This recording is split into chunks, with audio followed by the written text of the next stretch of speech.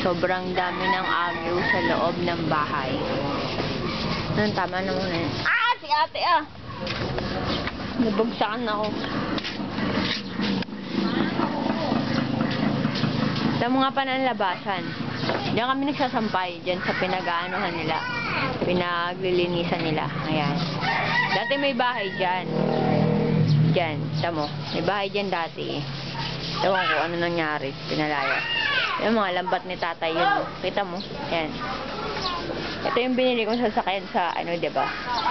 Sa Save More Morong. Ayan na. Ipapahingi na yan kasi hindi na yan pwede sa loob ng bahay. Magagasgas yung tiles.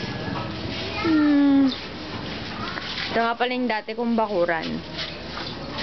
Dito nakapwesto yung lola ko dati dyan. May lamesa dyan.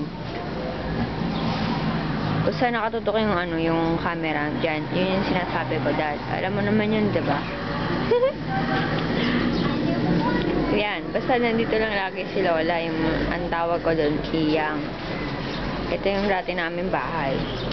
Ito yung lagi kong winawalis nung high school ako. Yan yung pinto. Dati hindi ganyan ang pinto niyan. Ibang pinto niyan. Kaya ngayon, sarado na yan. Hindi nakasama, ano, walang tao dyan, kaya laging sarado. Kasi sa iba na nakatira sa tita. Doon na sa, ano, chocolate. Doon na sa may ano. Mamili ito nga.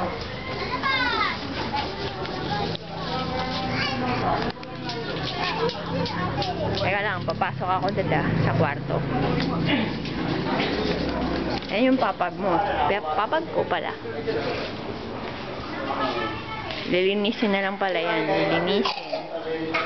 Basta bukas, pwede na kami maghakot ng gamit. Okay na yan. Ay, si Pogi. Tingnan mo si Pogi. Tatanggalin ko na nga rin pala to, dad. Bibili ako ng bago yung labas, yung gaganyan, yung automatic na pag pumasok ka, bubukas, tapos sasarado ng kanya.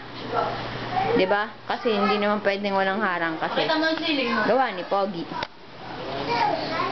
Yung tingnan mo nga ng electric fan, ceiling fan.